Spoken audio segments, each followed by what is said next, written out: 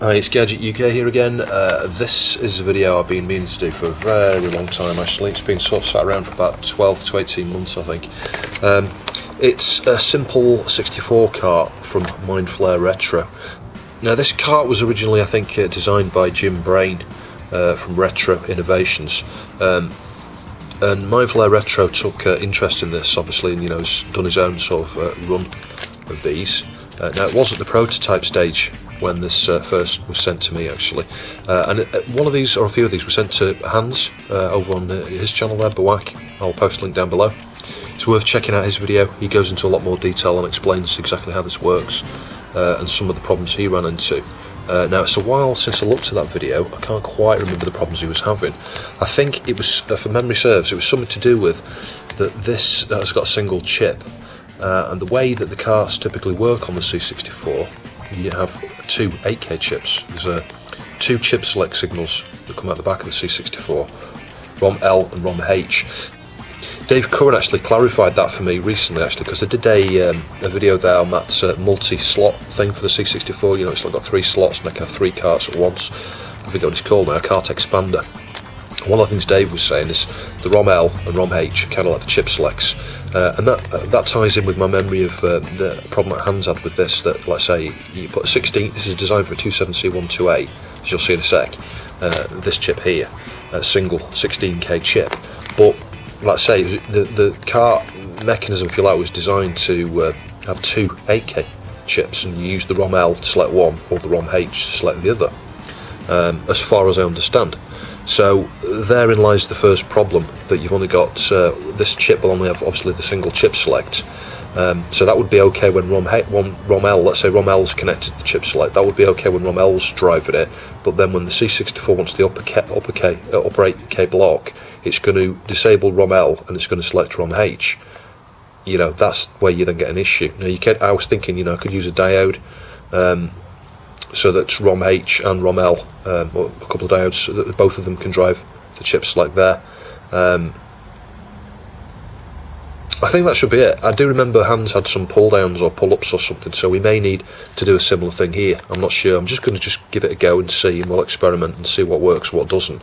But there are 2 pins that are used by the carts here to indicate what ROM chips are on this cart, where they need to be mapped within the address space. So I think it's game and XROM. The game and XROM pins connect to the PLA on the C64, and depending on whether those pins are high or low, you can have various combinations of high and low on those 2 pins. Indicates to the PLA which address mode to set, where to map the ROMs. Effectively. So we're going to need to do something there as well to identify this as a 16K cart. So World of Gianni, this article is mega useful, and I think again Hans actually referred to this one as well. So he has a general overview here of, and obviously there's going to be exceptions to the rule, because as far as I can see there's quite a lot of different ways you can configure carts on the C64, something like 30 odd ways, but in general these are the 3 here. So an 8K cartridge, game you set high, XROM low, and it says here ROM L is read only, basic ROM and kernel are available. So the 16K cartridge, which is what I'm going for Laserian here. It's one game that I want an original of, but I've not got for the moment. I will get one at some point, but I thought I'd like to play it from cart, I may as well. I can't think what else to do. I could have built a diagnostics car using one of these, I think, but I've just got a dead test. I've already got the easy flash there for standard diagnostics, so I figured let's go with Laserian. So as you can see here, game 0, XROM 0, assuming it's just a standard 16K cartridge using these mappings here, for ROM L, ROM H. And it says there, ROM L, ROM H are read-only, basic ROM is overwritten by ROM H. Yeah, so the high ROM is, overwriting your basic. That's how that's working. So I think what I need to do next is get this out of here. We'll get a socket on. I might need to, I'll have to have a measure around with the multimeter first and just work out what I'm doing with the ROM L, ROM H, the chip selects and things, and whether I'm going to need any resistors or not. And I think there's an additional address line marked on here as well, A13. I'm not sure whether I need to do anything specific with that actually. I'd be interested to see where it goes on here. So I think before I get the socket on there, I'm going to have a measure around, just work out what I'm doing. But I'm going to use this reclaimed socket. You can see the pins are a bit, got a bit of solder on there. I need to get the solder off. But we'll straighten those out, put that on there. This actually came from that C64 that I salvaged. I took off all the sockets and the switches and the connectors and all chips and most of the ceramic caps and things. Actually, there was very little on that board when I binned it.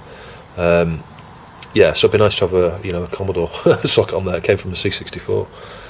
But the board's nice and tidy and stuff. And I'm echoing some of the things Hans said actually in his video here. It's marketed as a simple 64 cart, but it could be simpler because the first thing you're thinking here is this little matrix. What goes where? You've got ROM H there, ROM L, game XROM, A13. So you've got a matrix which first inspection you think it's a series of jumpers. So what do you stick 3 pin there, 3 pin there, and you select from that side or that side? That kind of wouldn't make sense. Yeah, I would separate these out. I would maybe have some up here. Move, where's it gone now? Yeah, move game. Have game, 3 connections there for game, so you can set it as high or low. Do the same with XROM, 3 pins, high or low. And then the ROM H and ROM L, I'm not sure whether we just need a couple of pads so that you could actually solder a wire somewhere or something on here, maybe. I mean, obviously, like so, we're back to the issue about this being a 16K chip and having 2 chip selects. So, yeah, dedicated space there for an OR gate or something, or some diodes or something.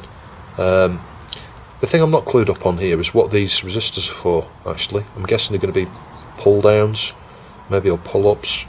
So that's the thing I need to check now with continuity, because I'm just not sure where they're going. I mean, they're going up here to these 3 pins. Now those edge 3 pins, one of them's the programming pin, I think, isn't it? On an EEPROM here, which is a bit odd actually, because you don't actually need to use a resistor there on that programming pin. You just feed 5 volts straight to it, as far as I understand. It's either like 5 or 12. I think 12 if you want to program, or sometimes higher. So I'm not sure why we need that resistor actually on the programming pin. In theory we don't. We can just bridge that. So the first thing that's confusing with this is VCC has got a resistor on it for some strange reason actually. Yeah, I need to follow where that goes. Anyway, let's ignore that for now. VCC just needs 5 volts. P, in my mind, just needs 5 volts. Yeah, there's a resistor going to it. That's a bit odd. A13 has got a resistor going to it. Now A13 goes to A14 on the slot here. Now bear in mind, we're not good. Well, I say it goes there, it does in terms of the resistor position here. If the resistor's not there, it may be isolated, I'll check that, but we might need to cut a trace there to A13. So A13 is the uppermost address bit on here. We know that this, the C64 is expecting 2 discrete ICs, each with a separate chip select. So what we can do is use the second chip select to select A13. We still need the chip select, to actual connect to the chip select as well. But in theory, I could do that. I could take the ROM H and use that to feed A13, I think, actually.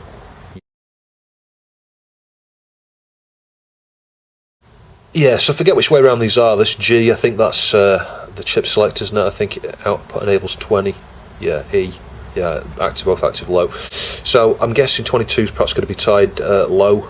I would guess all the time. We'll check that. So ROM L is going to go to there. So when ROM L goes high, the chip is not enabled. ROM H then needs to enable this as well as driving this pin here, A13. The problem there is it's going to be low, isn't it? The chip select's going to be low, so I need that to be high. That's going to be an interesting one.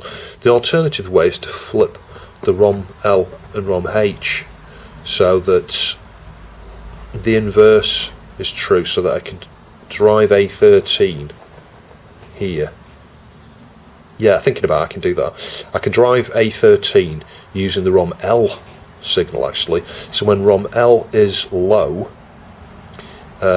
A13 won't be addressed, if you like, and we're dealing with the first block. But then when ROM L goes high as ROM H goes low, ROM L would be high. So I could use that there quite successfully. The main thing is just to make sure that with regards to ROM L and ROM H, that the output enable is correct, for both scenarios there, depending on which of those two 8K blocks we're selecting. That's the main thing, because what we don't want is this chip enabled, its output enable pulled low at a point where the C64 is trying to address something else in the system. It's not actually, using ROM L and ROM H to enable this chip. I think that's right. Yeah, I'm confusing myself, but I think that's right. So I just need to work out the best way to do that now. So the pad's down here. That one's marked game, that one's marked XROM. The centre pin connects to ground. Got two 5-volt rails there next to it, I think. So the centre pin is ground, and the idea is, I think you can say, XROM's low or game's low. You need pull-ups there, I think, on the alternative one, but in my case, both of them need pulling low. So I can just solder one giant blob of solder over those three to join them up, actually, because they're not joined at the moment. So I could be wrong, but I'm thinking a diode in series with each of these here, joined together to drive the chip select. So if ROM low is high, chip select will be high, the ROM will be disabled. But, let me think about this. No, that's not going to work, because, if either of these goes high, the chip's disabled. That's the problem. If they're both low, this would be enabled. Yeah, and I could be wrong here. I really should look back at Hans' video to see how he did it.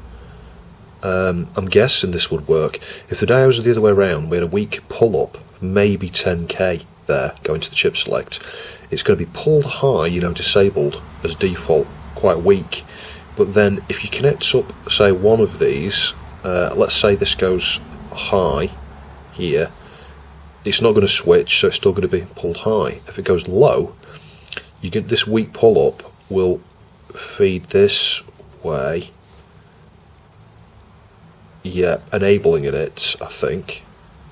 And if this one's high at the same time, which is that would be the case, you only have one of these at once, then this wouldn't be switching, so that would be irrelevant. So I think that might work. I'll give that a try. I don't know. I'm not sure about this size here, and it's kind of, I'm not used to going backwards this way, but I think that would, work. Typically when I've used diodes before, it's this way in an OR gate, but I want like an inverse or an OR or something, actually. Yeah, and I just thought I'd check something for my own sanity, because I can always get confused whenever I see a G there and an E. I'm always like, which one's output enable, which one's chip select. I do prefer it when they actually put CS and OE. It makes just things super easy. So that would appear to be the output enable, I think. And the chip select. So the center pin there between the ROM H and ROM L goes to here, and this is just tied low. That's like ground all the time. So what I'm going to do is stick the two diodes in the pads there, going to here, obviously the reverse way around. So that's I just need to pull the two diodes from either of those end pins there into the center point the reverse way. So I'll do that next. So that's that bit dealt with, and then the next bit is deal with a weak pull-up, sorry, not that one, a weak pull-up 10K, again to that centre point that goes to the chip select. And I might be able to do that using one of these here. Maybe one of those goes there, I don't know, I need to check that. No, it doesn't, actually, looking at that. I think I'm going to end up not using those three resistors there. I don't see the benefit, to be fair.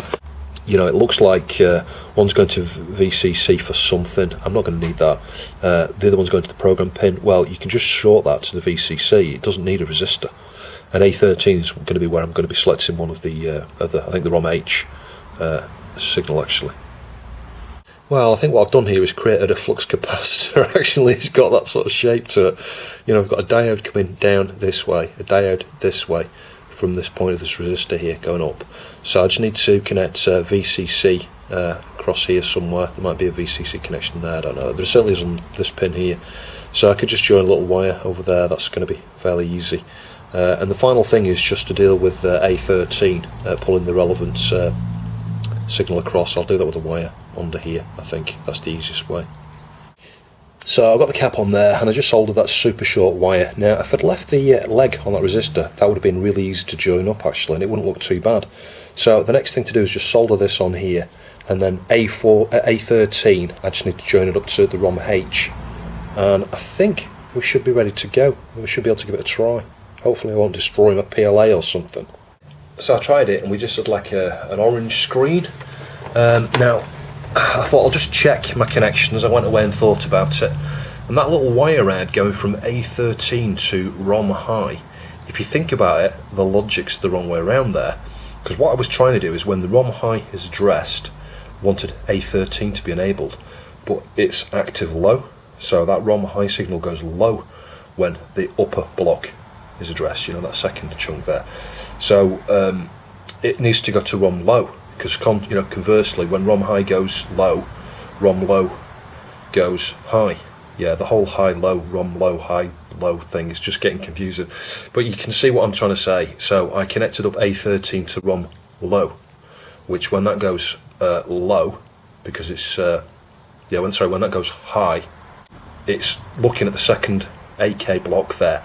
But that signal is then high to drive A13. So yeah, hopefully you're still following me. To be fair, I'm not following me at the moment.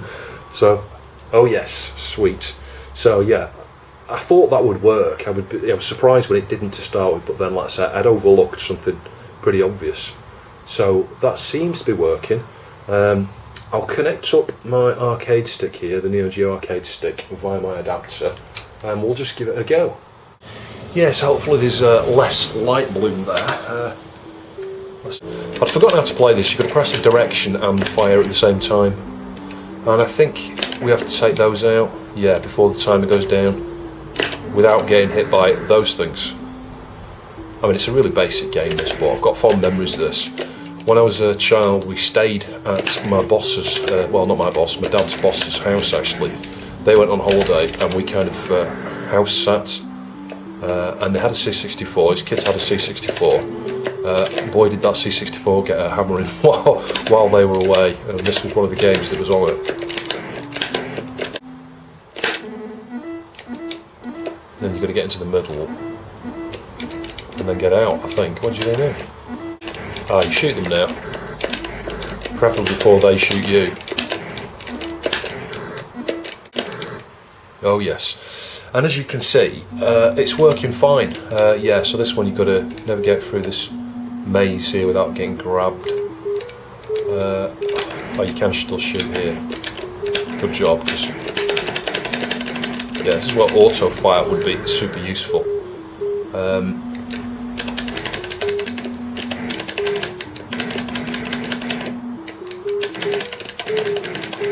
Yeah, certainly not an easy game. But yeah, I think we can call that a success. Yeah, so we'll go over with a cotton bud and IPA initially, and then I'll just pour a little bit of IPA over and give it a brush down. I mean, there's not masses of flux on here, really. It's pretty clean as it is, actually.